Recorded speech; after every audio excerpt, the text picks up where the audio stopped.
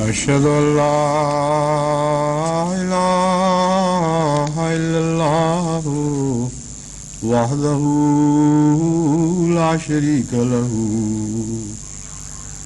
وأشهد أن محمدا عبده ورسوله أما بعد فأعوذ بالله من الشيطان الرجيم بسم الله الرحمن الرحيم الحمد لله رب العالمين الرحمن الرحيم مالك يوم الدين إياك نعبد وإياك نستعين اهدنا الصراط المستقيم صراط الذين أنعمت عليهم غير المغضوب عليهم ولا الضالين أيحسب الإنسان أن لن نجمع عظامه بلى قادرين على أن نسوي بنانه ألم يكن نطفة من مني يمنى ثم كان علقة فخلق فسوى فجعل منه الزوجين الذكر والأنثى أليس ذلك بقادر على أن يحيي الموتى أوليس الذي خلق السماوات والأرض بقادر على أن يخلق مثلهم بلى وهو الخلاق العليم إنما أمره إذا أراد شيئا أن يقول له كن فيكون فسبحان الذي بيده ملكوت كل شيء وإليه ترجعون فلا أقسم برب المشارق والمغارب إنا لقادرون على أن نبدل خيرا منهم وما نحن بمسبوقين ولقد جاء فرعون النذر كذبوا بآياتنا كلها فأخذناهم أخذ عزيز مقتدر فإما نذهبن بك فإنا منهم منتقمون ونرينك الذي وعدناهم فإنا عليهم مقتدرون. یہ قرآن کریم کی مختلف آیات جو مختلف صورتوں سے اخذ کی گئی ہیں، ان کا تعلق خدا تعالیٰ کی دو صفات قادر اور مقتدر سے ہے. لیکن پہلے اس سے کہ اس مضمون پر میں کچھ کہوں، گزشتہ مضمون جس کا تعلق خدا تعالیٰ کی قدیر کے قدیر ہونے سے تھا، اس سے متعلق چند باتیں باقی ہیں جو میں پہلے بیان کروں گا. عملاً تو ایک ہی مادے سے یہ تینوں صفات نکلی ہیں، قدرت یا قدر سے، اور قدر بھی دال کی زبر کے ساتھ. لیکن عربی کا طریق یہ ہے کہ مختلف سانچوں میں ڈھل کر ایک ہی مادہ مختلف معنی دینے لگ جاتا ہے، اور ہر سانچے کا اپنا ایک خاص مضمون ہے جو اس لفظ میں داخل ہو جاتا ہے۔ اس لیے یہ صفات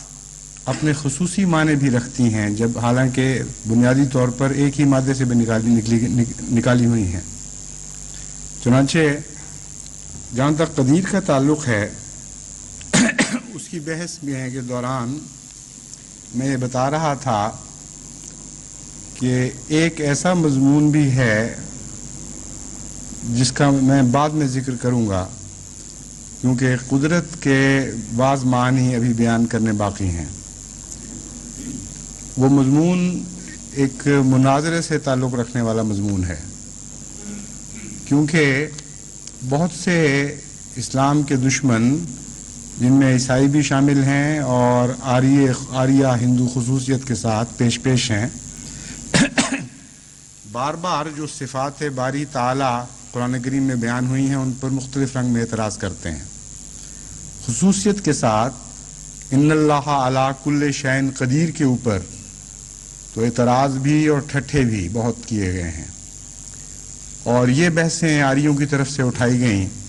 کہ اس کا مطلب یہ ہے کہ اللہ تعالیٰ نعوذ باللہ ہر گناہ پر قادر ہے، خودکشی پر قادر ہے، ہر بد فعل پر قادر ہے۔ عیسائیوں کی طرف سے بھی ہر چیز پر قادر ہونے کے بیان پر اعتراض کیے گئے، لیکن سب سے زیادہ دکھ والی بات یہ ہے کہ خود مسلمان علماء نے بھی ان بحثوں کو اٹھایا اور بڑے بڑے مناظرے ان باتوں پر ہوئے، یہاں تک کہ ہندوستان میں بھی قریب ہی کی تاریخ میں ان مناظروں میں بہت کچھ تو خون ہوا اور بہت سے لوگوں کے گھر لوٹے گئے اور بچے یتیم کیے گئے ان بحثوں اس وجہ سے کہ یہ بحثیں اشتعال پکڑ گئیں۔ ایک فریق کہتا تھا کہ خدا تعالیٰ اس بات پر قادر ہے کہ وہ جھوٹ بولے، اور دوسرا فریق کہتا تھا کہ اس بات پر قادر نہیں۔ ایک فریق کہتا تھا خدا تعالیٰ اس بات پر قادر ہے کہ وہ جسے ہم جنسی گناہ کہتے ہیں وہ جنسی گناہ کرے، اور دوسرا فریق کہتا تھا کہ اس بات پر قادر نہیں۔ پہلے فریق کے خلاف تو جو اعتراض ہے وہ ظاہر و باہر ہے، جس کے نتیجے میں عوام کا اشتعال پکڑنا کوئی تعجب کی بات نہیں۔ دوسرے فریق کے خلاف اس لیے اشتعال آتا تھا کہ کہتے ہیں کہ خدا تعالیٰ بعض چیزوں پر قادر نہیں، اس کی آدھی قدرت کا انکار کر رہے ہیں، اور جب ان سے سوال کیا جاتا تھا کہ ایسی لغو بحثیں کیوں کرتے ہو، تو جواب دیتے تھے کہ یہ مجبوری ہے، یہ امکان کی بحث ہے، اور امکان کی بحث میں کوئی حرج نہیں ہے، جس قسم کی مرضی امکان کی بحث کر لو۔ لیکن انہی لوگوں سے اگر یہ سوال کیا جائے کہ اپنے والدہ کی بدکاری کے امکان پر کیوں بحث نہیں کرتے، تو اس بات پر قتل و خون خرابے کے لیے تیار ہو جائیں گے۔ یعنی صرف خدا تعالیٰ کی غیرت ہی ایسی ایک ادنا اور معمولی بات ہے کہ اس پر امکانی بحثیں بے شک جس طرح مرضی اٹھائی جائیں، تصور کو جس گندگی میں چاہو اتار دو، لیکن اپنے عزیزوں اور قریبیوں اور خونی رشتہ داروں اور محبت کرنے والوں اور جن سے تم محبت کرتے ہو ان کے متعلق کوئی ادنا سی بات بھی برداشت نہ کر سکو، یہ کہاں کا انصاف ہے؟ چنانچہ اس کے متعلق حضرت مسیح موعود علیہ الصلوۃ والسلام نے جب آریوں اور عیسائیوں سے مناظرے ہوئے تو جو موقف اختیار کیا وہ نہایت ہی عظیم الشان ہے اور نہایت گہرا عالمانہ موقف ہے۔ آپ نے دو پہلوؤں سے اس پر بحث فرمائی ہے۔ اول تو قدرت کا معنی کیا ہے؟ جب قدرت کے معنی پر آپ غور کرتے ہیں تو پتہ چلتا ہے کہ قدرت کا معنی ہے متناسب چیز پیدا کرنے والا، متناسب فعل کرنے والا۔ جیسا کہ میں نے لغوی معنی آپ کے سامنے بیان کیے تھے، ہر وہ چیز جس میں ایسی تساوی پائی جائے، ایسا آپس میں بیلنس، اس کو انگریزی میں کہتے ہیں سیمیٹری، توازن، اتنا خوبصورت پایا جائے کہ ذرہ سے بھی فرق نہ ہو۔ اور پھر حضرت مسیح موعود علیہ الصلوۃ والسلام نے فرمایا کہ قدرت کے اندر ہی حکمت شامل ہے، اس لیے جو چیز بھی حکمت کے خلاف ہے وہ قدرت کے خلاف ہے. جب کہا جاتا ہے کہ قدیر ہے تو قدیر سے مراد یہ ہے کہ وہ حکمت کے فعل کرنے پر قادر ہے. وہ ایسی باتیں کرنے پر قادر ہے جو حسین ہوں،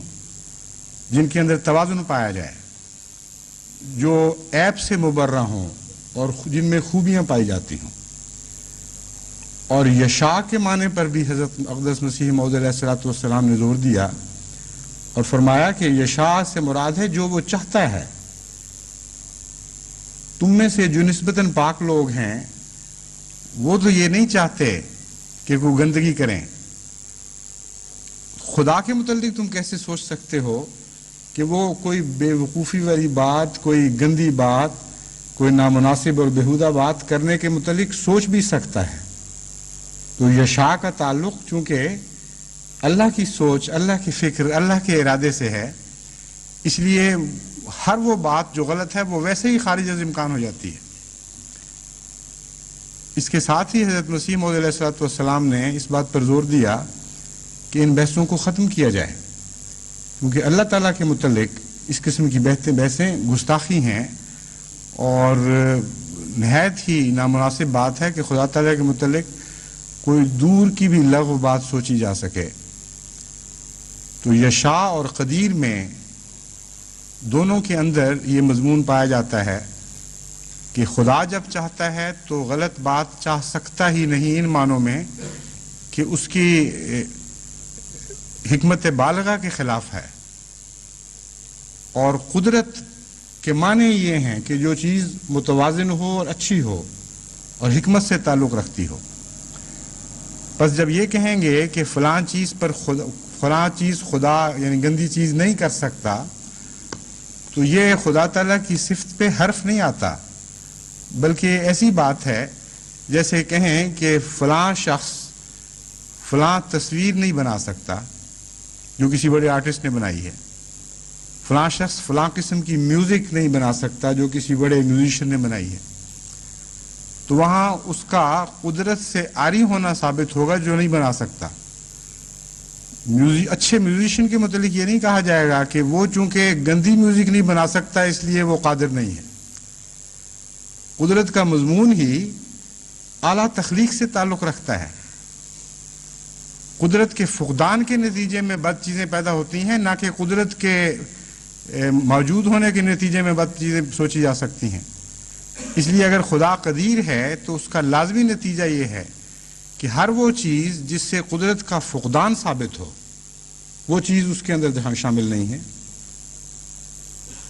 ایک تو یہ ضروری بات تھی جو بتانے والی تھی. دوسری ایک نیا مضمون ہے جو خدا تعالیٰ نے پہلے خطبے کے دوران مجھے بتایا اور اس کے بعد پھر اس مضمون کو تفصیل سے مجھے سمجھایا. آپ کو یاد ہوگا کہ گزشتہ خطبے کے دوران جب میں لغوی معنی بیان کر رہا تھا تو میں نے کہا کہ ایک معنی اس کا علمہ بھی ہے، یعنی اس نے سکھایا. یہ کہہ کر چونکہ مجھے یاد تھا کہ میرے نوٹس میں کہیں بھی علمہ کا معنی نہیں لکھا ہوا، جب میں نے یہ پڑھا اور آپ کو بتایا تو میں نے دوبارہ نظر ڈالی اور وہاں لکھا ہوا موجود تھا. پھر تردد کے باوجود میں نے دوبارہ پڑھا کہ علمہ بھی ہے، اور جب میں پڑھ چکا تو وہ علمہ کا لفظ غائب ہو گیا. اور فوری طور پر میں تعجب میں مبتلا تھا کہ اس مضمون کو اب کیسے جاری رکھوں، کیونکہ نہ میرے نوٹس میں وہ شامل تھا، نہ مجھے کبھی پہلے تصور بھی آیا تھا کہ قدرہ کا معنی علمہ بھی ہو سکتا ہے. اور چونکہ دوبارہ دیکھنے کے باوجود بہت کھلا صاف لکھا ہوا موجود تھا، اس لیے میں نے وہ پڑھ دیا. چونکہ اگلا لفظ عظمہ تھا، عظمہ، اس لیے میں نے اس کے ساتھ اس کا تعلق باندھنے کی کچھ کوشش کی، لیکن پوری طرح دل کو تسلی نہیں ہوئی. اس لیے دعا کی کہ اللہ تعالیٰ نے جب ایک نیا مضمون دکھایا ہے تو اس کے معنی بھی سمجھائے. چنانچہ خدا تعالیٰ نے جو اس کے معنی سمجھائے وہ ایسے حیرت انگیز ہیں اور اتنے وسیع ہیں اور اتنا قطعی طور پر قرآن کریم سے ثابت ہیں کہ پھر مجھے یہ تعجب ہوا کہ اس سے پہلے کسی کا خیال کیوں نہیں اس طرف گیا. کیونکہ نہ اہل لغات نے نہ اہل تفسیر نے اشارتاً بھی اس بات کا کہیں ذکر کیا ہے۔ علامہ کا معنی ہے سکھانا، اور عموماً یہ غلط فہمی پائی جاتی ہے کہ علامہ کے معنی ایسا سکھانا ہے جس کا تعلق بیان سے ہو اور لفظوں سے ہو، حالانکہ علامہ کا معنی کا تعلق محض لفظوں اور بیان سے نہیں ہے، بلکہ وہ خاموش تعلیم جو فطرت میں ودیت کی جاتی ہے اسے بھی قرآن کریم تعلیم ہی بیان کرتا، تعلیم ہی کہتا ہے، اور اس کا لفظوں اور بیان سے کوئی تعلق بھی نہیں ہوتا۔ چنانچہ قرآن کریم نے اس تعلیم کو دو حصوں میں بانٹا اور اس کا الگ الگ ذکر فرمایا۔ چنانچہ ایک جگہ فرماتا ہے الرحمن علم القرآن خلق الانسان علمہ البیان، کہ وہ رحمان خدا ہی ہے جس نے قرآن سکھایا، خلق الانسان، انسان کو بنایا، وہ علمہ البیان، اور اس کو بیان سکھایا۔ تو قرآن کریم کے نزول کا تعلق بیان سے ہے اور ایسی تعلیم سے ہے جو لفظوں میں پیش کی جاتی ہے۔ دوسری جگہ جب خدا تعالیٰ تخلیق عالم کا ذکر فرماتا ہے، آسمان اور زمین اور پھر اس سے نفس کی پیدائش کا، تو وہاں فرماتا ہے وَنَفْسٍ وَمَا سَوَّاهَا فَعَلَّمَهَا فُجُورَهَا وَتَقْوَاهَا، فَأَلْهَمَهَا فُجُورَهَا وَتَقْوَاهَا، وَنَفْسٍ وَمَا سَوَّاهَا فَأَلْهَمَهَا فُجُورَهَا وَتَقْوَاهَا، کہ ہم نے انسان کو، نفس کو پیدا کیا، یعنی پہلے آسمان والسماء وما بناها، اس سے مضمون شروع ہوتا ہے، والارض وما طحاها، کہ ہم گواہ ٹھہراتے ہیں آسمان کو اور جیسے وہ بنایا گیا، اور زمین کو اور جس طرح وہ ہموار کی گئی۔ پھر فرماتا ہے وَنَفْسٍ وَمَا سَوَّاهَا، اور نفس کو کس طرح خدا نے اسے نہایت ہی عمدہ ترکیب کے ساتھ پیدا کیا اور متوازن کیا، اور جب اسے ٹھیک ٹھاک کیا فَأَلْهَمَهَا فُجُورَهَا وَتَقْوَاهَا، اس کو الہام کیا اس کے گناہوں کے متعلق بھی، اس کی بدیوں کے متعلق بھی، گندی چیزیں جن سے اس کو بچنا چاہیے ان کے متعلق بھی، اور اچھی چیزوں سے متعلق بھی اس کو بیان کیا، اس کو الہام کیا۔ پھر دوسری جگہ فرماتا ہے خلقہ فقدرہ ثم السبیل یسرہ، ہم نے اس کو پیدا کیا، خلقہ فقدرہ، یہاں الہمہا کی بجائے قدرہ کا لفظ استعمال فرماتا ہے، اس کو ہم نے قدرہ کیا، یعنی اس کا مطلب یہ ہے کہ اس کے اندر اس کی فطرت میں کچھ چیزیں داخل کی، ثم السبیل یسرہ، پھر اسے چلا دیا ان رستوں پر جو اس کے لیے معین کیے گئے تھے۔ بس ان معنوں میں خدا تعالیٰ کے کلام کو ہم دو حصوں میں منقسم کر سکتے ہیں، ایک وہ کلام جو لفظوں اور بیان سے تعلق رکھتا ہو، اور ایک وہ کلام جو لفظوں اور بیان سے تو تعلق نہیں رکھتا لیکن تمام کائنات میں موجود ہے، اور یہی وہ کلام کا وسیع معنی ہے جس کی طرف اشارہ کرتے ہوئے قرآن کریم فرماتا ہے لو کان البحر مدادا لکلمات ربی لنفد البحر قبل ان تنفد کلمات ربی ولو جئنا بمثلہ مددا، کہ اگر ہم سمندر خدا تعالیٰ کے کلام کو لکھتے اور ختم ہو جاتے لکھتے لکھتے، تو دیکھتا کہ خدا کا کلام ختم نہیں ہوا، خدا کے کلمات ختم نہیں ہوئے۔ وَلَوْ جِئْنَا بِمِثْلِهِ مَدَدًا، خواہ ہم ایسے اور بھی سمندر اس کو لکھنے کے لیے لے آتے۔ تو جہاں تک خدا تعالیٰ کے ظاہری کلام، لفظی کلام کا تعلق ہے، یہ تو اگر 1,24,000 انبیاء کے سارے کلاموں کو اکٹھا بھی کر لیا جائے اور تمام انسانوں نے آج تک جو کچھ بھی لکھا ہے یا جو کچھ لکھ سکتے ہیں آئندہ ان سب کو بھی اکٹھا کر لیا جائے تو سمندر چھوڑ کے ایک ندی بھی ختم نہیں ہوگی. ایک ندی کی سیاہی بھی غالب آ جائے گی اس کلام کے اوپر لکھنے کے لحاظ سے. وہ کون سا کلام ہے جس کے متعلق خدا تعالیٰ فرما رہا ہے کہ اگر ہم سمندروں کو حکم دیتے کہ وہ لکھیں تو وہ خشک ہو جاتے اور بھی ویسے لے آتے, تب بھی کلام الہی, کلمات الہی ختم نہیں ہو سکتے تھے. تو یہی وسیع تر مضمون ہے کلام کا کہ ایک کلام ہے جو لفظی ہے اور بیان سے تعلق رکھتا ہے. ایک کلام ہے تقدیری ہے جو خدا کی ایسی قدر سے تعلق رکھتا ہے جو ہر چیز میں جاری کی گئی ہے اور باریک در باریک احکامات اس کے اندر داخل کیے گئے ہیں جو اپنے وقت پر کھلتے ہیں, جیسا کہ میں پہلے معنی بیان کر چکا ہوں. اور یہ سب تعلیم الہی کے نتیجے میں ہے. اگر اللہ تعالیٰ یہ تعلیم نہ کرتا فطرت کو تو کسی چیز میں کوئی بھی صفت نہ ہوتی. ہائیڈروجن جس طرح بیہیو کر رہی ہے یا کاربن ڈائی آکسائڈ جس طرح بیہیو کرتی ہے یا دوسرے مادے ہیں مختلف جو ایک دوسرے کے ساتھ مل کر یا الگ الگ بعض صفات دکھاتے ہیں, جتنی بھی کائنات میں چیزیں ہیں ان سب کے اندر خواہ وہ زندگی رکھتی ہوں یا زندگی سے آری ہوں, جتنی بھی صفات جلوہ گر ہیں یہ ساری تعلیم کی طرح ہیں اور اس کی تعلیم دی گئی ہے اللہ کی طرف سے اور خود بخود جاری ہونے والی چیزیں نہیں ہیں. چنانچہ حضرت مسیح موعود علیہ الصلوۃ والسلام نے اس مضمون پر روشنی ڈالتے ہوئے فرمایا کہ یہ وہم کر لینا کہ یہ چیزیں خود بخود اتفاقاً ہوئی ہیں یا اتفاقاً جاری ہیں بالکل غلط ہے. یہ خدا کی تقدیر کے ساتھ جاری ہیں اور وہ تقدیر ہر وقت کام کر رہی ہے.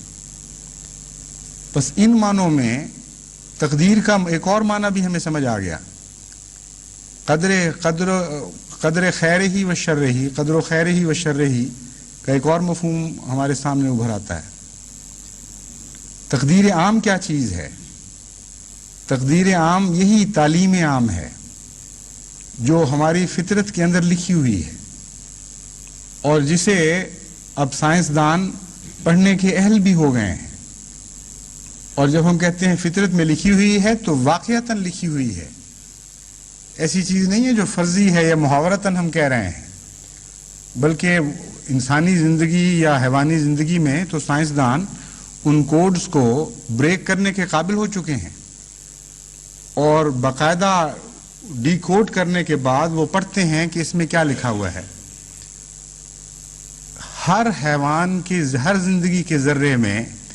یہ تعلیم چھپی ہوئی موجود ہے خدا تعالیٰ کی طرف سے, اور اس تعلیم کے خلاف کوئی کچھ کر نہیں سکتا. بیان کی جو تعلیم ہے اس کے خلاف انسان جا سکتا ہے, لیکن یہ جو تعلیم ہے خاموش تعلیم, اس کے خلاف انسان جا نہیں سکتا. اسی لیے اس کا نام تقدیر رکھا, اسی لیے کہتے ہیں تقدیر الہی اٹل ہے. تو تقدیر الہی جو عام معنی رکھتی ہے وہ یہی معنی ہے. چونکہ فطرت میں خدا تعالیٰ نے جو چیزیں داخل فرمائیں اور لکھ دیں کہ ایسے ہوگا, تو آپ جب کہتے ہیں لکھی ہوئی کے خلاف کچھ نہیں کر سکتے, ٹل نہیں سکتی جو لکھی ہوئی ہو, اس کا یہی معنی ہے. ہر چیز لکھی ہوئی ہے, ایک ایک ذرے کے اندر اس کی تمام حرکات و سکنات جو اس نے کرنی ہیں وہ لکھی ہوئی موجود ہیں. کچھ بہت معمولی حصہ ایسا ہے جو سائنسدان پڑھ سکے ہیں, لیکن لامتناہی ایسا حصہ بھی موجود ہے جسے وہ پڑھ نہیں سکتے. صرف جب وہ لکھی ہوئی کے مطابق ایک حرکت ہوتی ہے تو اس حرکت کو وہ دیکھنے لگ جاتے ہیں. اس کے پیچھے کیا کیا کچھ لکھا ہوا ہے اس تک ابھی ان کی نگاہ نہیں جا سکی. ہو سکتا ہے آئندہ زمانے میں جب سائنس ترقی کرے تو کچھ اور مضامین بھی لکھے ہوئے وہ پڑھنے کے قابل ہو جائیں. اس کو عام محاورے میں بھی تعلیم ہی کہا جاتا ہے. چنانچہ غالب اپنے ایک شعر میں اسی مضمون کو اس طرح بیان کرتا ہے کہ پرتوے خور سے ہے شبنم کو فنا کی تعلیم, میں بھی ہوں ایک عنایت کی نظر ہونے تک. کہ جب سورج کا عکس پڑتا ہے تو شبنم کے قطرے کو تعلیم ہی یہی ہے کہ وہ غائب ہو جائے، وہ فنا ہو جائے، سورج کا نظارہ کرے اور ایک ہی دید کے ساتھ وہ خود فنا ہو جائے۔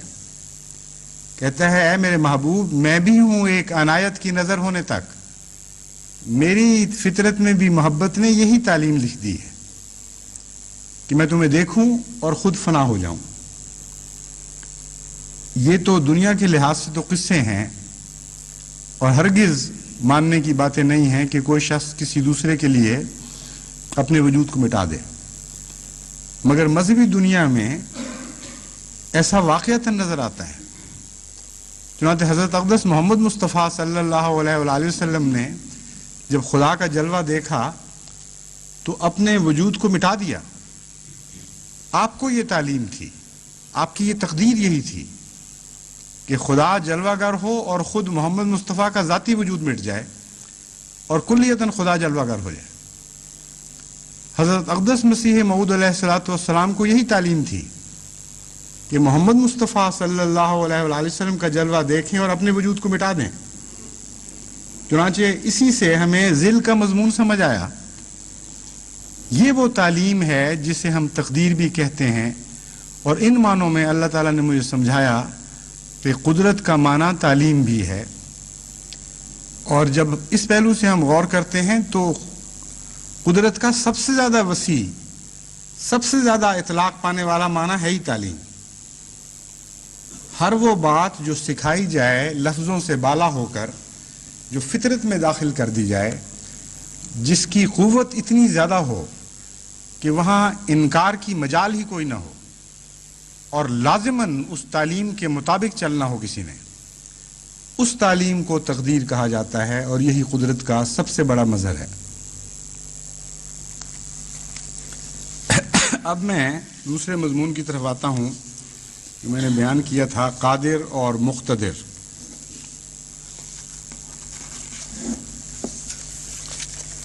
قادر اور مقتدر اور قدیر، ان تینوں صفات میں عموماً زیادہ فرق نہیں کیا جاتا، اور لغت کی کتابیں لکھنے والے کہتے ہیں کہ بنیادی طور پر تینوں کا ایک ہی معنی ہے، لیکن جہاں تک قرآن کریم کے استعمال کا تعلق ہے، قرآن کریم نے ان تینوں الفاظ کو الگ الگ مخصوص معنوں میں استعمال کیا ہے، اور بعض الفاظ کو زیادہ عمومی طور پر استعمال کیا ہے، بعض کو نسبتاً کم عمومی طور پر یعنی خصوصی طور پر، اور الگ الگ محلات کے لیے بعض الفاظ کو چنا ہے۔ قدیر کا لفظ سب سے زیادہ عموم اپنے اندر رکھتا ہے، چنانچہ تخلیق عالم کے متعلق جہاں جہاں بھی قرآن کریم میں ذکر ہے وہاں قدیر کا لفظ ملتا ہے، مقتدر اور قادر نہیں ملتا۔ لیکن قدیر کا حوالہ دے کر جب کوئی نئی قدرت کی جلوہ نمائی دکھانا مقصود ہو تو وہاں لفظ قادر کا استعمال آتا ہے۔ یعنی قدیر کو قرآن کریم زیادہ عمومی صفت کے طور پر پیش فرماتا ہے، جو ہر میدان میں کار فرما نظر آ رہی ہے،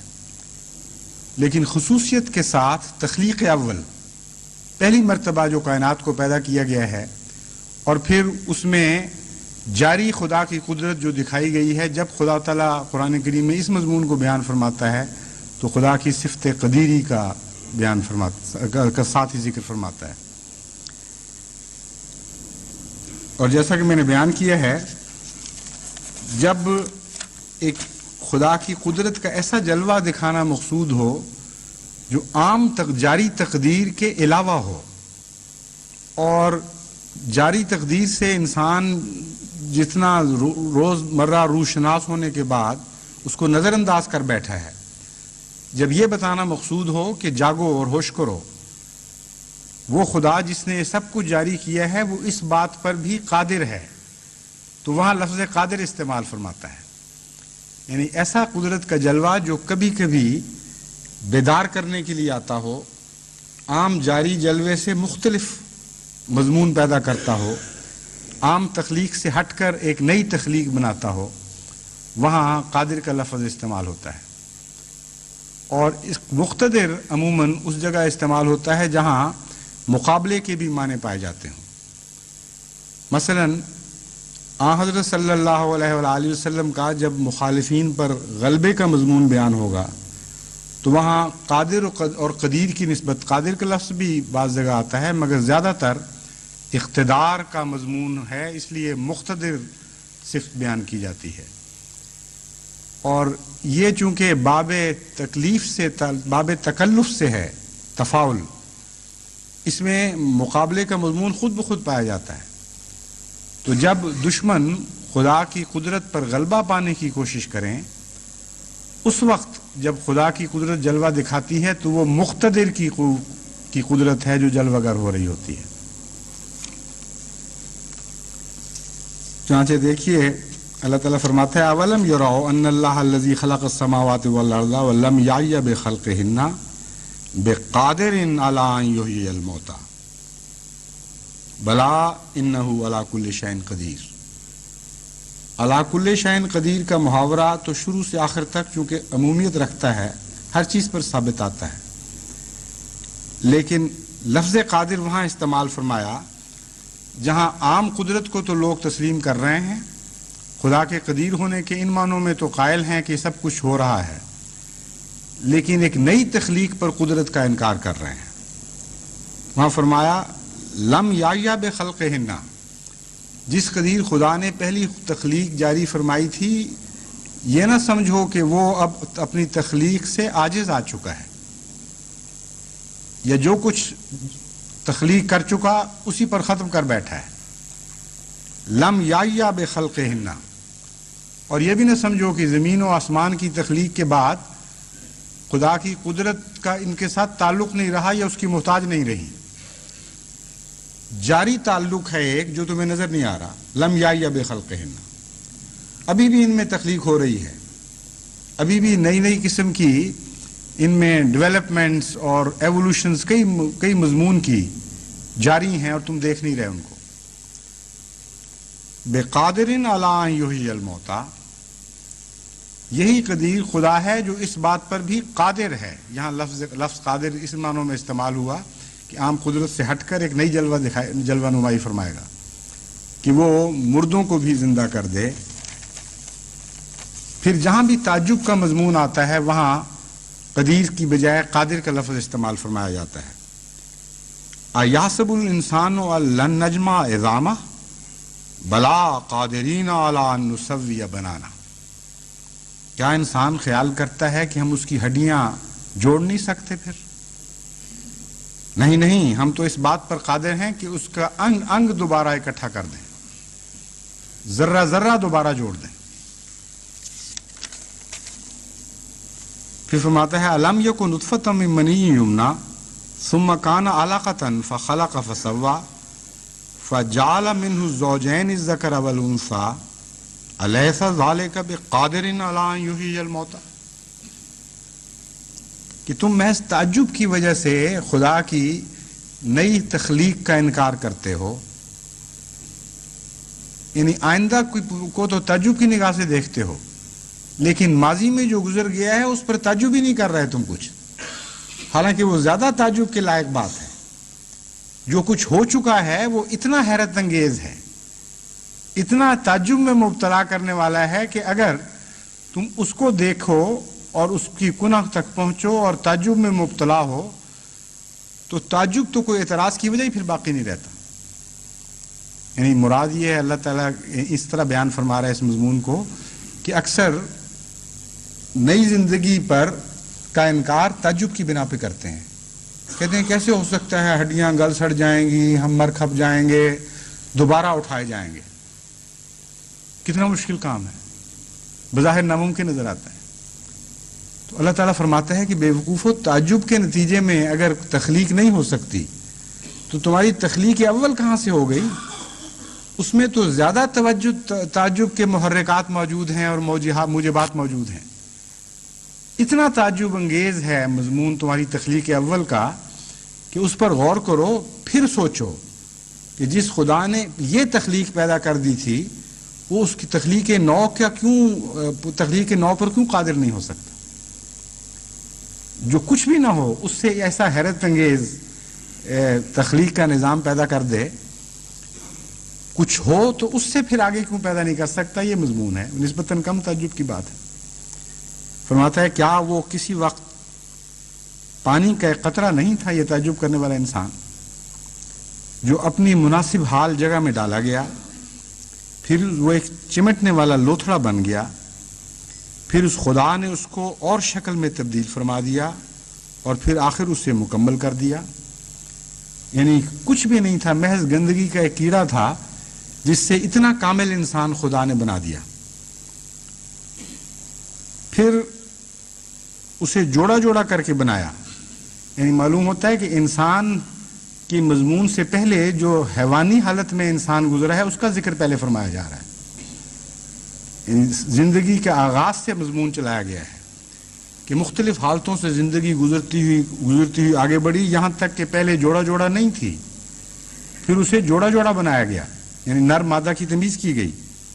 یعنی نر اور مادہ کی شکل میں بنایا گیا۔ کیا یہ خدا اس بات پر قادر نہیں ہے کہ مردوں سے مردوں سے زندہ پیدا کر سکتے؟ پھر اسی مضمون کو آگے بیان فرماتا ہے اَوَلَيْسَ الَّذِي خَلَقَ السَّمَاوَاتِ وَالْأَرْضَ بِقَادِرٍ عَلَىٰ أَن يَخْلُقَ مِثْلَهُم بَلَىٰ وَهُوَ الْخَلَّاقُ الْعَلِيمُ إِنَّمَا أَمْرُهُ إِذَا أَرَادَ شَيْئًا أَن يَقُولَ لَهُ كُن فَيَكُونُ فَسُبْحَانَ الَّذِي بِيَدِهِ مَلَكُوتُ كُلِّ شَيْءٍ وَإِلَيْهِ تُرْجَعُونَ کہ کیا وہ جس نے آسمانوں اور زمین کو پیدا کیا ہے اس بات پر قادر نہیں کہ ان کی طرح کی اور مخلوق پیدا کر دے؟ یہاں مضمون کو اور بھی پیچھے لے جایا گیا ہے، آسمانوں اور زمین کی پیدائش کی طرف توجہ پھیر دی گئی کہ اتنا وسیع نظام کائنات کا موجود ہے، اس کی تخلیق پر تم کیوں غور نہیں کرتے کہ کتنا حیرت انگیز نظام ہے، اور یہاں آ کر اٹک جاتے ہو کہ کیسے ہو سکتا ہے کہ ہم دوبارہ زندہ ہو جائیں؟ جو تم موجود ہو تمہیں ایک نئی تخلیق نہیں مل سکتی، اور جب کچھ بھی نہیں تھا اس سے اتنی عظیم و شان تخلیق ہو گئی، اس پر تم تعجب نہیں کرتے۔ پھر فرماتا ہے فَلَا أُقْسِمُ بِرَبِّ الْمَشَارِقِ وَالْمَغَارِبِ إِنَّا لَقَادِرُونَ عَلَىٰ أَن نُبَدِّلَ خَيْرًا مِّنْهُمْ وَمَا نَحْنُ بِمَسْبُوقِينَ ہرگز نہیں، جو تم سوچ رہے ہو غلط ہے۔ اقسم برب المشارق والمغارب، میں قسم کھاتا ہوں اس ذات کی جو مشارق کا بھی رب ہے اور مغارب کا بھی رب ہے، یعنی ہر جو نئی صبح طلوع ہوتی ہے اور جہاں جہاں سے کسی قسم کی بھی کوئی صبح طلوع ہوتی ہے ایک نیا نظام بنتا ہے، اس سب کا بھی خدا ہی رب ہے، اور جب ایک نظام تباہ ہوتا ہے اور غرق ہو جاتا ہے، جب ایک قوت ابھرتی ہے اور پھر ڈوب بھی جاتی ہے، تو جس معنی میں بھی کوئی چیز ڈوبتی اور نظر سے غائب ہوتی ہے اس کا بھی وہ رب ہے، یعنی خدا سے دور کوئی چیز بھی نہیں ہو سکتی، خدا سے کوئی چیز بھی غائب نہیں ہو سکتی۔ فرمایا اس کی قسم میں اس کی قسم کھا کے کہتا ہوں، ہم اس بات پر قادر ہیں کہ وہ قومیں جو خدا کے انبیاء کی مخالفت کرتی ہیں ان کو لے جائیں، ان نبدل خیرا منہم وما نحن بمسبوقین، کہ ہم ان سے بہتر لوگ لے آئیں اور ہمیں کوئی عاجز نہیں کر سکتا۔ فَلْيَنْظُرِ الْإِنسَانُ مِمَّا خُلِقَ مِن مَّاءٍ دَافِقٍ يَخْرُجُ مِن بَيْنِ الصُّلْبِ وَالتَّرَائِبِ إِنَّهُ عَلَىٰ رَجْعِهِ لَقَادِرٌ، یہ بھی وہی مضمون ہے، دوسرے رنگ میں بیان فرمایا گیا ہے۔ ان باتوں پر غور کر کے جہاں جہاں بھی لفظ قادر کا استعمال ہوا ہے وہاں غور کرنے سے ایک اور بات بھی سامنے آتی ہے کہ یہ خدا کی ایک اور تقدیر کا ذکر چل پڑا ہے جس کا تعلق دین اور مذہب سے ہے۔ یعنی پہلے جو قدیر کے اندر جس قدرت کا ذکر تھا جو تقدیر عام تھی، اس کا خدا تعالیٰ کی ہر تخلیق سے تعلق ہے، وہ عام ہے، جاندار سے بھی ہے، بے جان سے بھی ہے، ہر جگہ خدا نے ایک تعلیم دے رکھی ہے جس سے کوئی ہٹ نہیں سکتا۔ پھر خدا تعالیٰ نے قرآن کریم کو ظاہر فرمایا یا اس سے پہلے دوسری کتب نازل فرمائیں اور ایک نئی تخلیق بنائی جو مذہبی دنیا کی تخلیق ہے، اس تخلیق میں عام قانون سے ہٹ کر کچھ قوانین ہیں جن کی طرف توجہ دلائی جاتی ہے۔ سب سے اہم قانون یہ بیان کیا جاتا ہے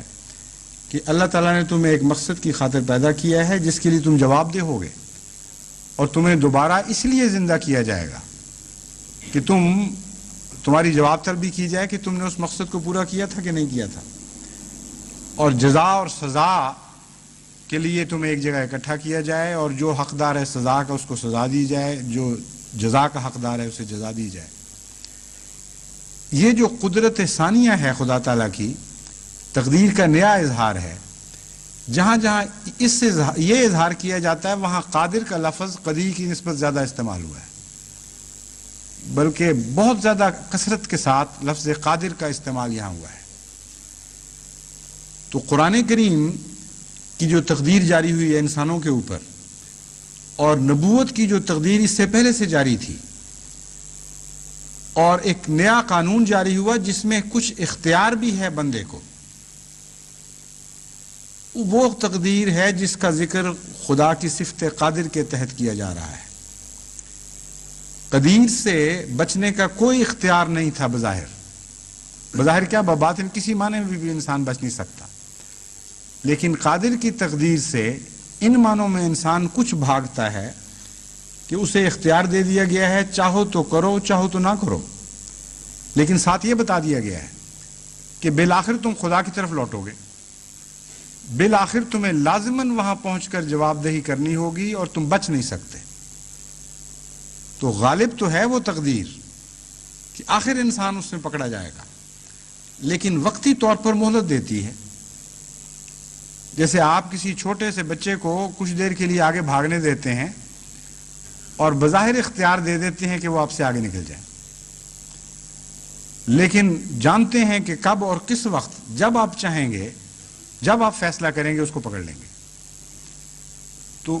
ایسی تقدیر کا ذکر جہاں قرآن کریم میں ملتا ہے وہاں لفظ قادر کا استعمال ہوتا ہے، اور تخلیق نو سے تعلق ہے، چونکہ قرآن کریم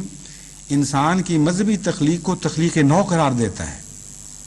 خلق آخر قرار دیتا ہے، اس لیے خلق آخر کا مضمون کا قادر خدا تعالیٰ کے قادر ہونے کے ساتھ بہت ہی گہرا تعلق ہے،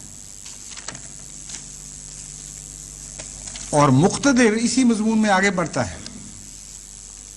جب بزور بجبر لوگ خدا کی اس تقدیر کو مٹانے کی کوشش کرتے ہیں تو اس وقت اللہ تعالیٰ مقتدر بن کے ان کے سامنے ظاہر ہوتا ہے اور اپنے پیاروں کی حفاظت فرماتا ہے اور ان کے مخالفین کو مٹا دیتا ہے۔ فرمایا وَلَقَدْ جَاءَ آلَ فِرْعَوْنَ النُّذُرُ كَذَّبُوا بِآيَاتِنَا كُلِّهَا فَأَخَذْنَاهُمْ أَخْذَ عَزِيزٍ مُقْتَدِرٍ، کہ دیکھو فرعون بھی اس سے پہلے آیا تھا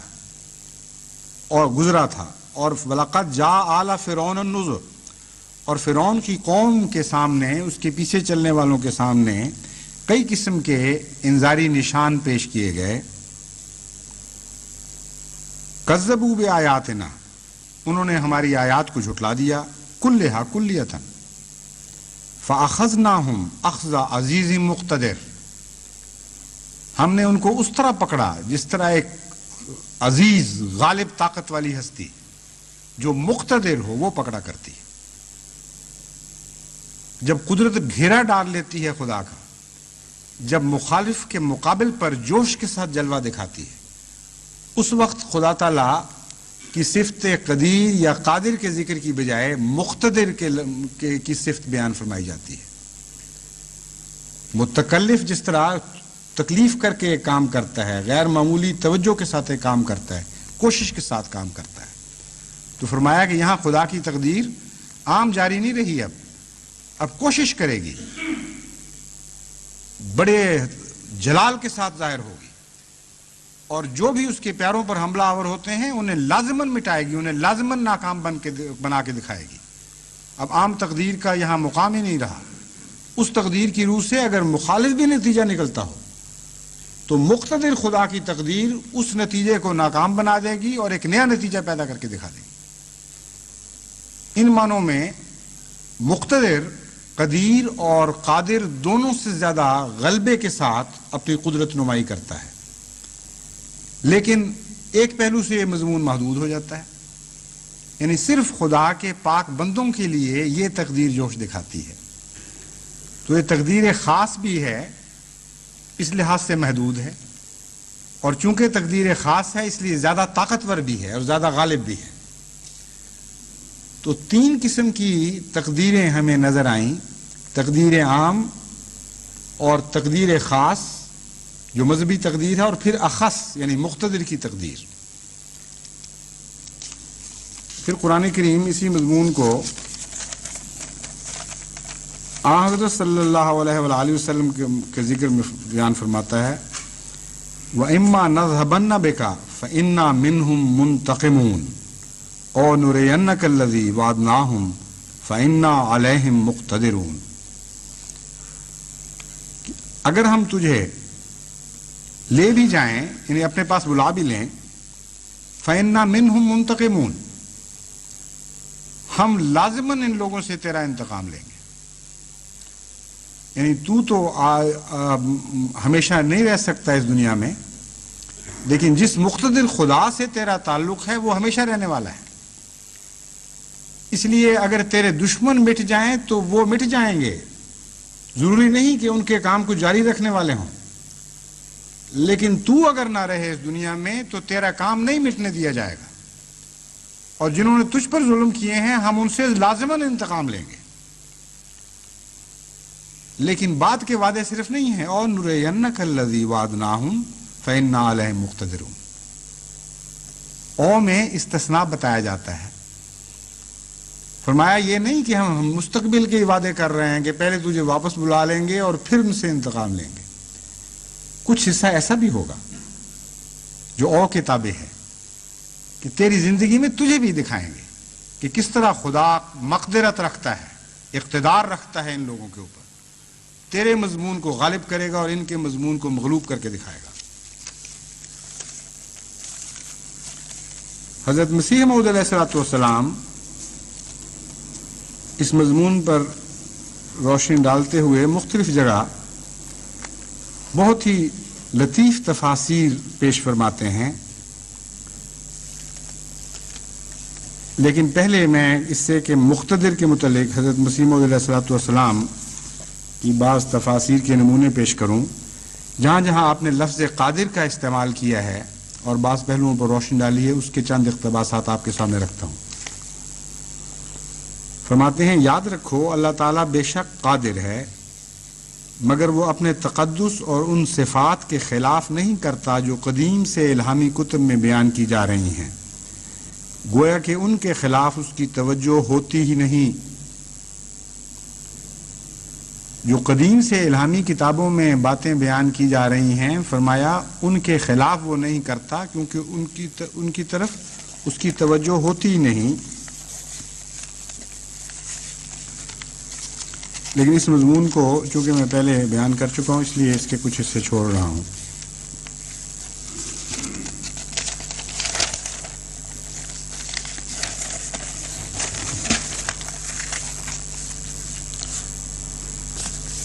فرماتے ہیں، وہ ہمارا خدا قادر مطلق خدا ہے، وہ کامل اختیار رکھتا ہے، یمحو اللہ ما یشاء، جس چیز کو چاہتا ہے اسے مٹا بھی دیتا ہے۔ ہمارا ایمان ہے وہ جوتشی کی طرح نہیں، وہ ایک حکم صبح دیتا ہے اور رات کو اس کے بدلنے پر کامل اختیار رکھتا ہے۔ ما ننسخ من آیت والی آیت اس پر گواہ ہے۔ پس قادر صفت کا قدیر سے جو تعلق ہے، اس مضمون کو حضرت مسیح موعود علیہ السلام نے یہاں کھولا ہے کہ جاری تقدیر ہے ایک، وہ بھی خدا کی جاری ہوئی تقدیر ہے، مگر وہ ایسی نہیں کہ جو خدا کو عاجز کر دے کہ اسے بدل نہ سکے۔ اپنے وجود کو دکھانے کے لیے قدرت سے اپنی ذات کا دیتا ہے حق ثبوت۔ اس بے نشان کی چہرہ نمائی یہی تو ہے کہ اگر وہ خدا یہ غیر معمولی تقدیر جاری کرنا چھوڑ دے تو لوگ یہی کہیں گے کہ خود بخود چیزیں پیدا ہوئیں، خود بخود جاری ہوتی تھیں، خود بخود جاری رہیں گی،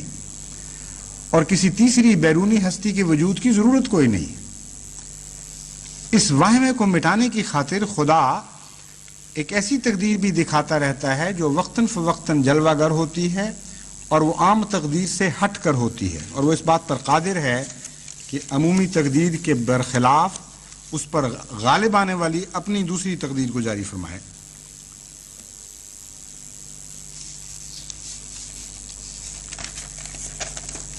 فرماتے ہیں اس خدا پر ایمان لانے سے کیا مزہ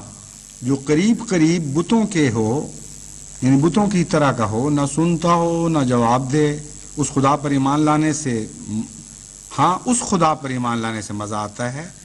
جو قدرتوں والا خدا ہے. جو ایسے خدا پر ایمان نہیں لاتا اور خدا تعالیٰ کی قدرتوں اور تصرفات پر ایمان نہیں رکھتا، اس کا خدا بت ہے. اصل میں خدا تو ایک ہی ہے مگر تجلیات الگ ہیں. جو اسباب کا پابند ہے اس سے ایسا ہی سلوک ہوتا ہے، اور جو متوکل ہے اس سے وہی. اگر خدا تعالیٰ ایسا ہی کمزور ہوتا تو پھر نبیوں سے بڑھ کر کوئی ناکام نہ ہوتا، کیونکہ وہ اسباب پرست نہ تھے مگر خدا پرست اور متوکل تھے. یہاں جو مضمون ہے وہ قدیر اور قادر کے تعلق کا مضمون بیان فرمایا گیا ہے. جب ہم اسباب اختیار کرتے ہیں تو یہ وہی چیز ہے جو خدا تعالیٰ کی ایک جاری تقدیر ہے، اس کے سوا تو اسباب کوئی چیز نہیں ہے. لیکن جب صرف اسباب ہی اختیار کرنے لگ جاتے ہیں اور خدا تعالیٰ کی دوسری تقدیر پر ایمان نہیں رکھتے جو وقتاً فوقتاً اس سے تعلق کی بنا پر، یعنی مذہب کے نتیجے میں جاری ہوتی ہے، جس کا تعلق قادر سے ہے، تو پھر صرف اسباب ہی کے بندے ہو کر رہ جاتے ہیں. فرمایا ان کے لیے بھی ایک خدا ظاہر ہوتا ہے، ان سے تعلق نہیں توڑتا، لیکن جو وہ اپنے لیے پسند کرتے ہیں ویسا ہی خدا ان کے لیے ظاہر ہوتا ہے. وہ چونکہ اس کی اسباب کی پیروی کرنے لگ جاتے ہیں تو صرف اسباب کی تقدیر تک محدود خدا ان کے لیے ظاہر ہوتا رہتا ہے. یہ مغربی قوموں نے جتنی بھی دنیا میں ترقی کی ہے یہ اسباب کے ذریعے کی ہے، اور اسباب کے خدا سے تعلق قائم کر کے کی ہے. خدا سے ہٹ کر یہ بھی نہیں ترقی کر سکتے، لیکن ان کے لیے صرف اسباب کی تقدیر محدود ہو چکی ہے. فرمایا اگر صرف یہی تقدیر ہوتی تو انبیاء تو جیتے جی مر جاتے، کیونکہ ان کے پاس تو اسباب ہوتے ہی نہیں مقابلے کے لیے. یہ اتنے تھوڑے، اتنے حقیر ہوتے ہیں دشمن کے اسباب کے مقابل پر کہ کوئی حیثیت ہی نہیں رکھتے. فرمایا وہ تو مر جاتے جیتے جی، لیکن نہیں، ان کے لیے ایک اور تقدیر خدا کی جاری ہوتی ہے،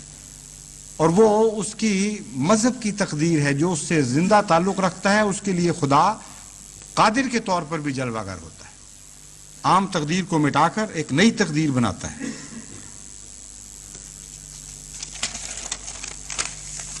پھر فرماتے ہیں نہیں محصور ہرگز راستہ قدرت نمائی کا، خدا کی قدرتوں کا حصر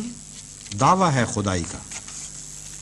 پھر فرماتے ہیں قدرت سے اپنی ذات کا دیتا ہے حق ثبوت، اس بے نشان کی چہرہ نمائی یہی تو ہے جس بات کو کہے کہ کروں گا میں یہ ضرور، ٹلتی نہیں وہ بات، خدائی یہی تو ہے. یعنی یہاں بولنے والا خدا منظر پر ابھر آتا ہے، یعنی مخلوق ایک ایسے خدا کی واقف ہو جاتی ہے جو بولنے لگ گیا ہے. سائنسدانوں کا خدا تو وہ گونگا خدا ہے جو جاری ہے، جس کی تقدیر جاری تو ہے، لیکن اس تقدیر میں وہ نہ رد و بدل کرنے کے اہل ہیں، نہ ان کے لیے وہ تقدیر ٹلتی ہے کسی طرح. لازم ہے ان پر کہ 100% اس تقدیر کی پیروی کریں، غلامی اختیار کریں، اور پھر جو فائدہ اٹھانا ہے اسے اٹھائیں.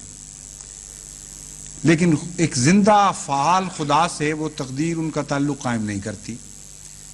اسی لیے اکثر سائنسدان جس خدا تک پہنچے ہیں وہ ایک تصوراتی خدا ہے جس کا ہونا وہ تسلیم کر لیتے ہیں، لیکن انسان کے ساتھ ایک زندہ تعلق والا خدا ان پر کبھی ظاہر نہیں ہوتا، نہ وہ اس کا وجود تسلیم کرتے ہیں. وہ کہتے ہیں ہوگا، قدرت کاملہ میں ہمیں نظر آتا ہے، لیکن ایسا وجود جو انسانی معاملات میں دلچسپی لے، ان سے دخل دے، ان سے پیار کرے، ان کو سزا دے، ایسا خدا ہمیں کہیں نظر نہیں آتا، اس لیے کہ اس سے ان کا تعلق قائم ہی نہیں ہوتا، وہ خدا کی دوسری قدرت کو سمجھتے نہیں ہیں. لیکن جب وہ قدرت کاملہ پر یقین رکھنے لگ جاتے ہیں انسان،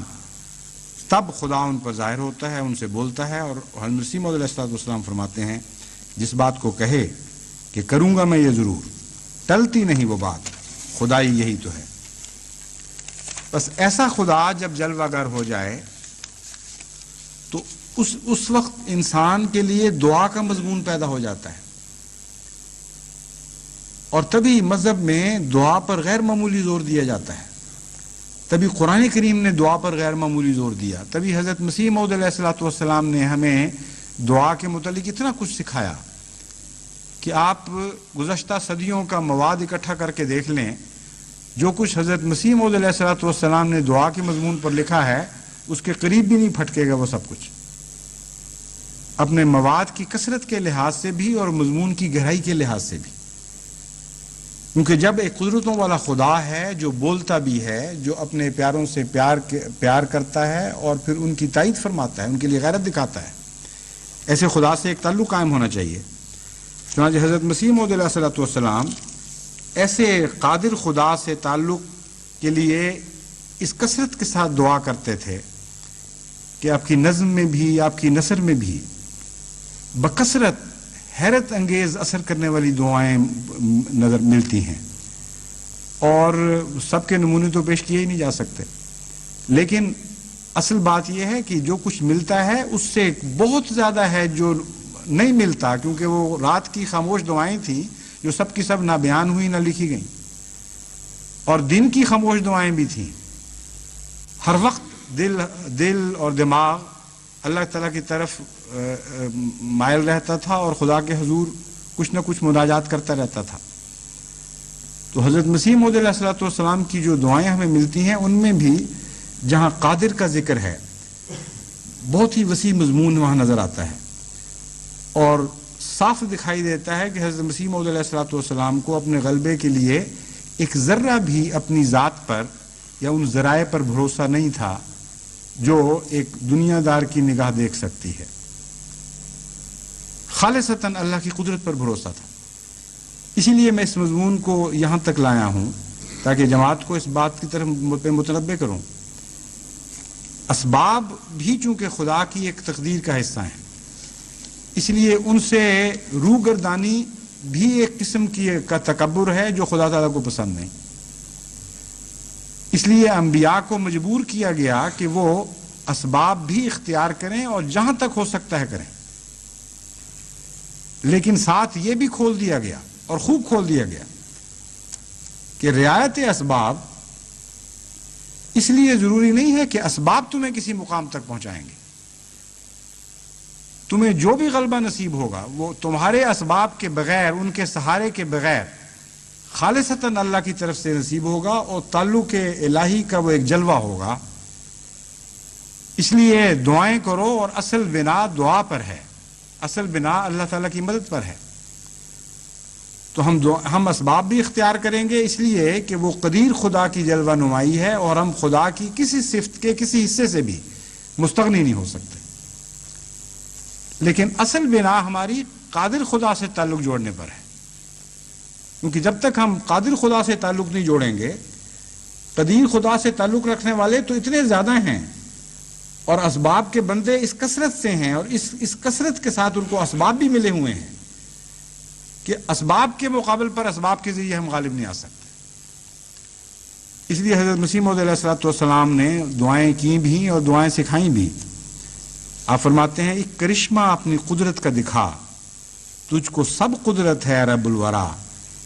حق پرستی کا مٹا جاتا ہے نام، ایک نشان دکھلا کہ ہو حجت تمام۔ پھر ان دعاؤں کو خدائے قدیر نے اور خدائے قادر نے قبول بھی فرمایا، اور اس قبولیت کا ذکر بھی آپ فرماتے ہیں تیری رحمت ہے میرے گھر کا شہتیر، میری جان تیرے فضلوں کی پناہ گیر، حریفوں کو لگے ہر سم سے تیر، گرفتار آ گئے جیسے کہ نخچیر، ہوا آخر وہی جو تیری تقدیر، بھلا چلتی ہے تیرے آگے تدبیر، خدا نے ان کی عظمت سب اڑا دی، فسبحان الذی اخذ العادی۔ یہاں یہ بات بھی یاد رکھنے کے قابل ہے کہ تدبیر بھی دو معنی رکھتی ہے. ایک وہ تدبیر ہے جو خدا تعالیٰ کی تقدیر کو اختیار کرنے کے نتیجے میں کی جاتی ہے، وہ تدبیر کامیاب ہوتی ہے عموماً سوائے اس کے کہ خدا کی کسی غالب تقدیر سے ٹکرا جائے. اور ایک تدبیر ہے جو خدا تعالیٰ کی تقدیر کو بدلنے کے لیے کی جاتی ہے، وہ لازماً ہر صورت میں ناکام ہوتی ہے. بس یہاں جس تدبیر کا ذکر فرمایا گیا ہے اس تدبیر کی ناکامی کا ذکر فرمایا گیا ہے. پھر جماعت کو حضرت مسیح موعود علیہ الصلوۃ والسلام نصیحت فرماتے ہیں، اگر مصائب کے وقت میں تم مومن ہو اور خدا تعالیٰ سے صلح کرنے والے اور اس کی محبت میں آگے قدم بڑھانے والے ہو تو وہ رحمت ہے تمہارے واسطے، کیونکہ خدا قادر ہے کہ آگ کو گلزار کر دے. اگر تم فاسق ہو تو ڈرو کہ وہ آگ ہے جو بھسم کرنے والی ہے اور غضب ہے جو نیست و نابود کرنے والا ہے. پھر حضرت مسیح موعود علیہ الصلوۃ والسلام خدائے قادر کے ایک ایسے جلوے سے فائدہ اٹھانے کی طرف بھی توجہ دلاتے ہیں جس طرف عموماً لوگوں کا خیال نہیں جاتا. ہم عموماً خدائے قادر کو آفاقی نظر سے دیکھنا چاہتے ہیں، یعنی گرد و پیش میں اس کے جلوے ظاہر ہو رہے ہوں اور ہم لطف اندوز ہو رہے ہوں کہ دیکھو ہمارے لیے خدائے قادر اس طرح جلوہ گر ہوا. حضرت مسیح موعود علیہ الصلوۃ والسلام کا عارف باللہ ہونا آپ کی ہر تحریر سے ثابت ہے. ایسے ایسے گوشوں کی طرف ذہن کو منتقل فرما دیتے ہیں جن کی طرف عام انسان کا ذہن جا ہی نہیں سکتا. آپ فرماتے ہیں خدا کے قادر ہونے کو باہر ہی تلاش نہ کرو، اپنی ذات کے اندر بھی تلاش کرو. یہی نہ چاہو کہ خدا قادر کے جلوے باہر جلوہ گر ہوتے دیکھو، اپنی ذات میں بھی خدا قادر کے جلووں کی طلب کرو اور تمنا رکھو اور التجا کرو کہ وہ تمہارے لیے جلوہ گر ہو. اور وہ کن معنوں میں؟ فرمایا کہ تم اپنی ذات میں روحانی انقلاب پیدا کرنے کے اہل ہی نہیں ہو. نہ تو تم اس بات کے اہل ہو کہ بیرونی طور پر کوئی روحانی انقلاب تدبیر کے ذریعے برپا کر سکو.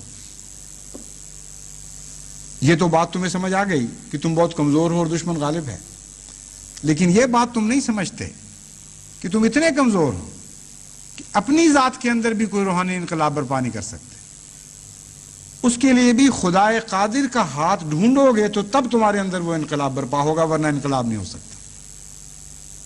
فرماتے ہیں اب غور کرو کہ جس قادر خدا نے انسان کو ایسے ایسے انقلابات میں سے گزارا کہ انسان بنا دیا، اور اب ایسا انسان ہے کہ گویا عقل حیران ہے کہ کیا سے کیا بن گیا. ناک، منہ اور دوسرے اعضاء پر غور کرو کہ خدا تعالیٰ نے اسے کیا بنایا ہے. پھر اندرونی حواس خمسہ دیے اور دوسرے قوا اور طاقتیں اس کو عطا کیں. بس خدا قادر سے اس زمانہ سے جو یہ نطفہ تھا، عجیب تصرفات سے خدا قادر نے اس زمانہ سے جب یہ نطفہ تھا عجیب تصرفات سے انسان بنا دیا. کیا یہ مشکل ہے کہ اس کو پاک حالت میں لے جاوے اور جذبات سے الگ کر دے؟ جو شخص ان باتوں پر غور کرے گا وہ بے اختیار ہو کر کہہ اٹھے گا کہ ان اللہ علی کل شیء قدیر. یعنی خدا تعالیٰ نے جو کچھ تمہیں بنایا ہے بہت عظیم الشان خلقت ہے، لیکن خدا کی مدد کے بغیر اس حالت کو پاک حالت میں تبدیل نہیں کیا جا سکتا. اس لیے خدا قادر سے تعلق جوڑو اور خدا قادر سے توقع رکھو کہ وہ تمہیں پاک حالت میں لے جائے.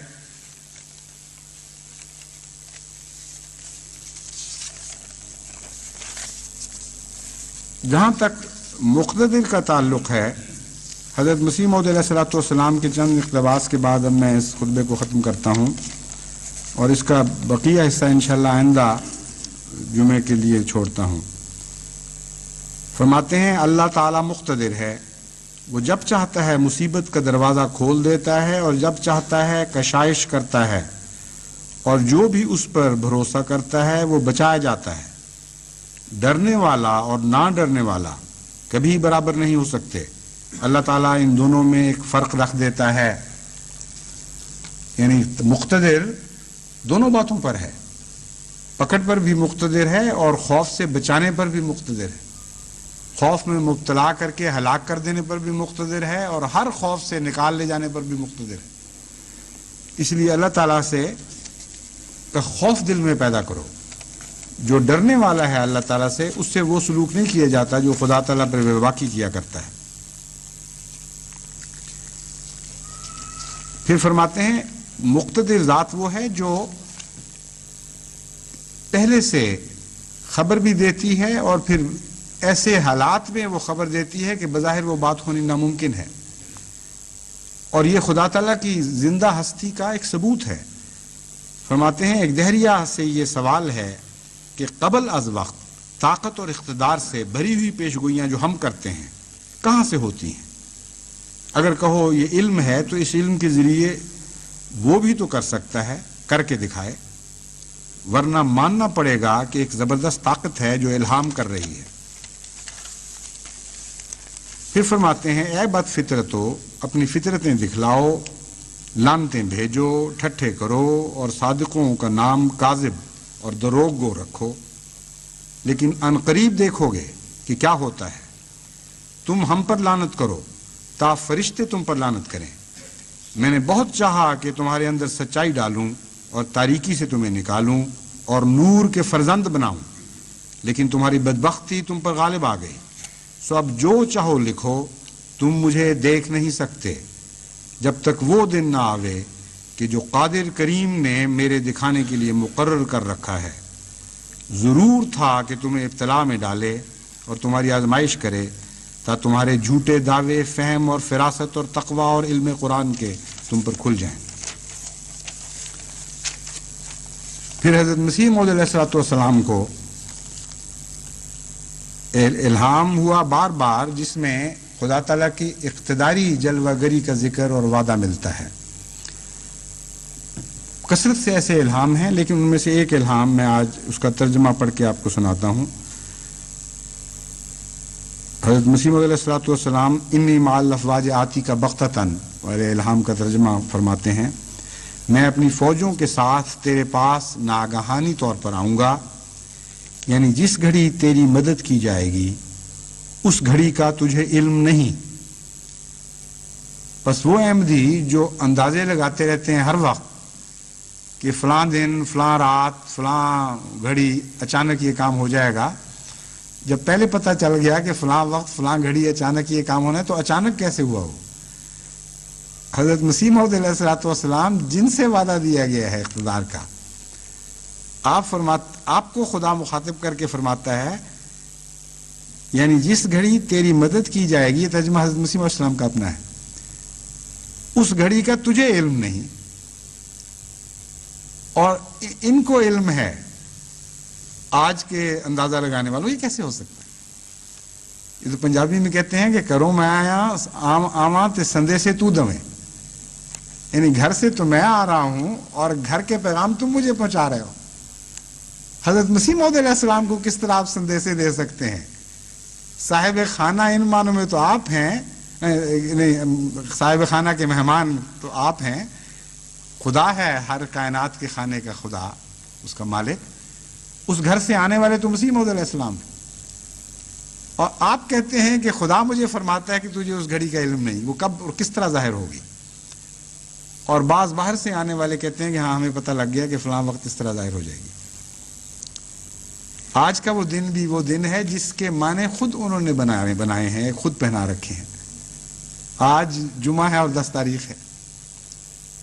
مجھے خدا نے بتایا تھا، جس خدا کے قبضے میں میری جان ہے اس خدا کی قسم کھا کے کہتا ہوں کہ کھلا کھلا واضح طور پر ایک چمکتے ہوئے نشان کے طور پر اس نے مجھے بتایا تھا، لیکن جیسا کہ میرے گزشتہ خطبات سے ظاہر ہے، مجھ پر قطعاً یہ واضح نہیں ہے کہ کس رنگ میں وہ نشان پورے ہوں گے۔ کچھ ہوئے جب تو اندازہ ہوا کہ یہ بھی ایک طریق تھا، اور یہ پتہ ہے کہ وہ بار بار کی جلوہ گری ہے، کئی رنگ میں پورے ہوں گے، لیکن جوں جمعہ قریب آیا لوگوں نے مجھے لکھنا شروع کر دیا کہ اب یہ نشان اس طرح پورا ہونے والا ہے۔ تمہیں کس طرح پتہ لگے؟ مجھے تو نہیں پتہ، لیکن یہ یقین ہے ایک ذرہ بھی تزلزل نہیں اس یقین میں، کامل ہے کہ خدا کی طرف سے یہ خبر تھی اور وہ خدا ہی ہے جو اسے پورا کر کے دکھائے گا، اور جب بھی پورا کر کے دکھائے گا جماعت کے دل اطمینان اور شکر اور حمد کے ساتھ بھر دے گا، اور کوئی شک کرنے والا اس مقام پر نہیں رہے گا کہ وہ شک کر سکے اور ٹھٹھا کر سکے۔ بس یہی ہمارے لیے کافی ہے۔ حضرت مسیح موعود علیہ الصلوۃ والسلام فرماتے ہیں کہ جس خدا نے خبر دی اس گھڑی کا تجھے علم نہیں، اور اس دن ظالم اپنے ہاتھ کاٹے گا کہ کاش میں اس خدا کے بھیجے ہوئے سے مخالفت نہ کرتا اور اس کے ساتھ رہتا، اور کہتے ہیں کہ یہ جماعت متفرق ہو جائے گی اور بات بگڑ جائے گی، حالانکہ ان کو غیب کا علم نہیں دیا گیا، اور ہماری طرف سے ایک برہان ہے، اور خدا قادر تھا کہ ضرورت کے وقت میں اپنی برہان ظاہر کرتا۔ پھر خدا قادر سے دعا کرتے ہوئے فرماتے ہیں، عرض کرتے ہیں، اے میرے حضرت اعلیٰ ذوالجلال قادر و قدوس حی و قیوم، جو ہمیشہ راست بازوں کی مدد کرتا ہے، تیرا نام عبدالعباد مبارک ہے، تیرے قدرت کے کام کبھی رک نہیں سکے، تیرا قوی ہاتھ ہمیشہ عجیب کام دکھلاتا ہے، تو نے ہی اس 14ویں صدی کے سر پر مجھے مبعوث کیا اور فرمایا کہ اٹھ، میں نے تجھے اس زمانے میں اسلام کی حجت پوری کرنے کے لیے اور اسلامی سچائیوں کو دنیا میں پھیلانے کے لیے اور ایمان کو زندہ اور قوی کرنے کے لیے چنا۔ اے میرے قادر خدا، تو جانتا ہے کہ اکثر لوگوں نے مجھے منظور نہیں کیا اور مجھے مفتری سمجھا، اور میرا نام کافر اور کذاب اور دجال رکھا گیا، مجھے گالیاں دی گئیں اور طرح طرح کی دل آزاریوں سے مجھے ستایا گیا۔ سو اے میرے مولا قادر خدا، اب مجھے راہ بتلا اور کوئی ایسا نشان ظاہر فرما جس سے تیرے سلیم الفطرت بندے نہایت قوی طور پر یقین کریں کہ میں تیرا مقبول ہوں، اور جس سے ان کا ایمان قوی ہو اور وہ تجھے پہچانیں اور تجھ سے ڈریں، اور تیرے اس بندے کی ہدایتوں کے موافق ایک پاک تبدیلی ان کے اندر پیدا ہو، اور زمین پر پاکی اور پرہیزگاری کا اعلیٰ نمونہ دکھلائیں، اور ہر ایک طالب حق کو نیکی کی طرف کھینچیں، اور اس طرح پر تمام قومیں جو زمین پر ہیں تیری قدرت اور تیرے جلال کو دیکھیں اور سمجھیں کہ تو اپنے اس بندے کے ساتھ ہے، اور دنیا میں تیرا جلال چمکے اور تیرے نام کی روشنی اس بجلی کی طرح دکھلائی دے کہ جو ایک لمحے میں مشرق سے مغرب تک اپنے تئیں پہنچاتی اور شمال و جنوب میں اپنی چمکیں دکھلاتی ہے۔ اے میرے قادر خدا، اے میرے توانا اور سب قوتوں کے مالک خداوند، تیرے ہاتھ کے برابر کوئی ہاتھ نہیں، اور کسی جن اور بھوت کو تیری سلطنت میں شرکت نہیں، کسی شیطان کو یہ قوت نہیں دی گئی کہ وہ تیرے نشانوں اور تیرے ہیبت ناک ہاتھ کے آگے ٹھہر سکے یا تیری قدرت کی مانند کوئی قدرت دکھلا سکے، کیونکہ تو وہ ہے جس کی شان لا الہ الا اللہ ہے۔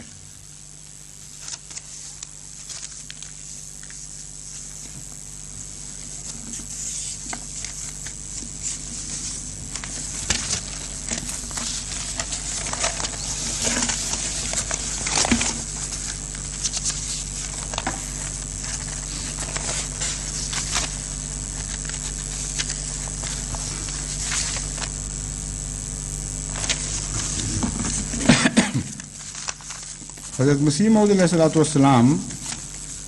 کے ساتھ خدا تعالیٰ نے اس کثرت کے ساتھ قدرت نمائی کے وعدے فرمائے ہیں، ایک مومن کے لیے ایک لمحہ بھی کسی قسم کے شک کی گنجائش باقی نہیں رہتی۔ اس لیے خدا تعالیٰ کی قدرتوں کے اس مضمون کو سمجھنے کے بعد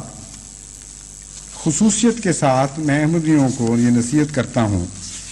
کہ حضرت مسیح موعود علیہ الصلوۃ والسلام کے رنگ میں رنگین ہو کر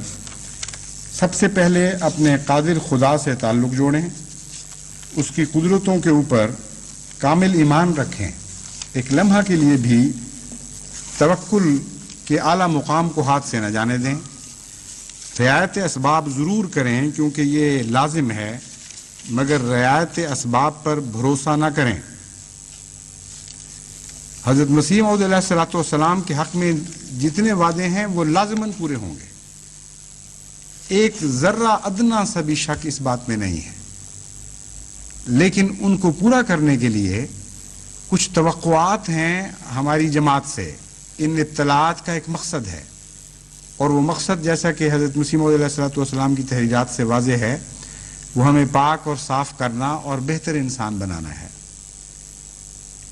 نتھار دینا ہے، لوگوں سے الگ اور ممتاز کر دینا ہے. جوں یہ امتیازی نشان ہمارے وجود میں ظاہر ہوتے رہیں گے، جوں ہمارے اندر پاک تبدیلیاں ہوتی چلی جائیں گی، خدا تعالیٰ کی قدرت نمائی کا ہاتھ ہمارے لیے زیادہ مفید ہوگا. دنیا دیکھے گی کہ ان کے لیے، ان بندوں کے لیے خدا نے قدرت کا ہاتھ دکھایا ہے. اگر غیر کے ساتھ تمیز کوئی نہ ہو تو کون کہہ سکتا ہے کہ کس کے لیے خدا نے کیا قدرت دکھائی؟ اور جب تمیز کوئی نہیں تو خدا تو حکیم خدا ہے، اور قدرت کے اندر حکمت کا مضمون پایا جاتا ہے. کوئی وجہ نہیں کہ خدا تمیز کر کے دکھائے. پھر جیسی عام تقدیر میں دوسرے لوگ اس کے تابع چل رہے ہیں، اسی طرح آپ بھی عام تقدیر کے تابع چلتے چلے آئیں گے. اس لیے میں حضرت مسیح موعود علیہ الصلوۃ والسلام کی ایک پیشگوئی کے بعد پڑھنے کے بعد اس مضمون کو آج ختم کرتا ہوں. مگر یاد رکھیں کہ اس پیشگوئی کا اطلاق ہم پر ہوگا، ضرور ہوگا، اس میں شک نہیں، لیکن کچھ تقاضے ہیں جو آپ کو پورے کرنے ہوں گے. میں آئندہ انشاءاللہ بعض خطبات میں توجہ دلاؤں گا کہ کون کون سی ایسی باتیں ہیں جن کی طرف ہمیں مزید توجہ کی ضرورت ہے، جس کے نتیجے میں اگر ہم توجہ دیں تو انشاءاللہ تعالیٰ خدا کے وعدوں کے پورا ہونے کے دن قریب تر آ جائیں گے. حضرت مسیح موعود علیہ الصلوۃ والسلام فرماتے ہیں، تمام پنجاب اور ہندوستان کے لوگ مجھ سے ایسے بگڑ گئے تھے جو مجھے پیروں کے نیچے کچلنا چاہتے تھے. ضرور تھا کہ وہ لوگ اپنی جان توڑ کوششوں میں کامیاب ہو جاتے اور مجھے تباہ کر دیتے، لیکن وہ سب کے سب نامراد رہے. اور میں جانتا ہوں کہ ان کا اس قدر شور اور میرے تباہ کرنے کے لیے اس قدر کوشش اور یہ پرزور طوفان جو میری مخالفت میں پیدا ہوا، یہ اس لیے نہیں تھا کہ خدا نے میرے تباہ کرنے کا ارادہ کیا تھا، بلکہ اس لیے تھا کہ تا خدا تعالیٰ کے نشان ظاہر ہوں اور تا خدا قادر جو کسی سے مغلوب نہیں ہو سکتا ان لوگوں کے مقابل پر اپنی طاقت اور قوت دکھلا دے اور اپنی قدرت کا نشان ظاہر کرے. چنانچہ اس نے ایسا ہی کیا. کون جانتا تھا اور کس کے علم میں یہ بات تھی کہ جب میں ایک چھوٹے سے بیج کی طرح بویا گیا اور بعد اس کے ہزاروں پیروں کے نیچے کچلا گیا اور آندھیاں چلیں اور طوفان آئے اور ایک سیلاب کی طرح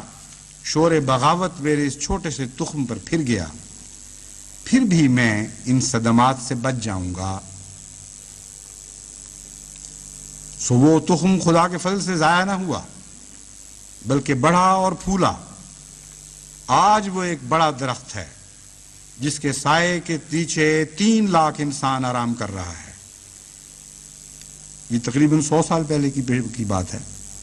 یہ خدائی کام ہیں جن کے ادراک سے انسانی طاقتیں عاجز ہیں،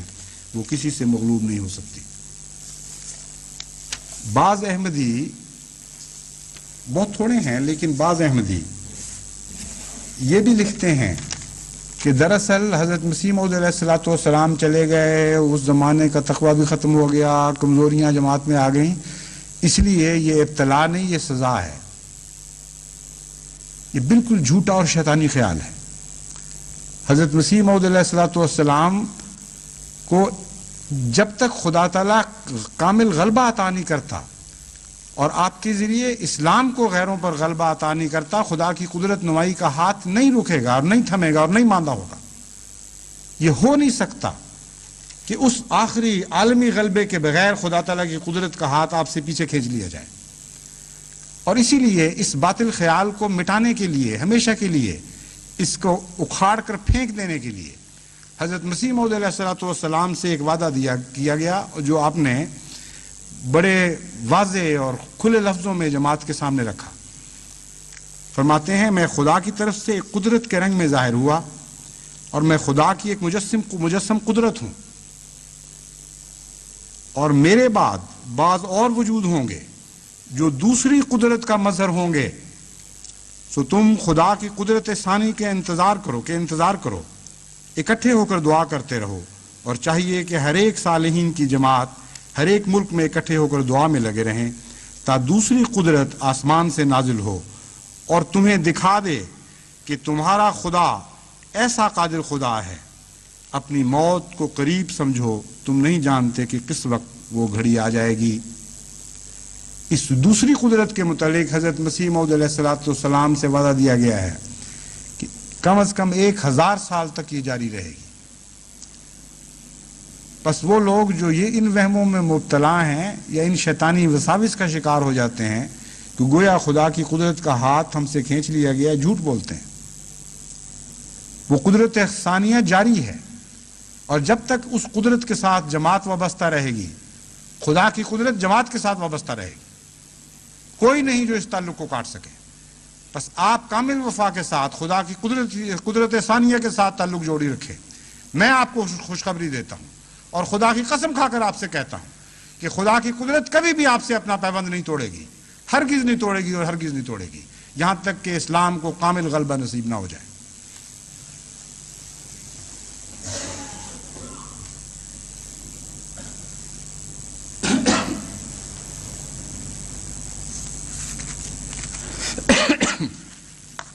الحمد لله نحمده ونستعينه ونستغفره ونؤمن به ونتوكل عليه ونعوذ بالله من شرور أنفسنا ومن سيئات أعمالنا من يهده الله فلا مضل له ومن يضلله فلا هادي له ونشهد أن لا إله إلا الله وحده لا شريك له ونشهد أن محمدا عبده ورسوله. عباد الله رحمكم الله إن الله يأمر بالعدل والإحسان وإيتاء ذي القربى وينهى عن الفحشاء والمنكر والبغي يعظكم لعلكم تذكرون. اذكروا الله يذكركم وادعوه يستجب لكم ولذكر الله أكبر.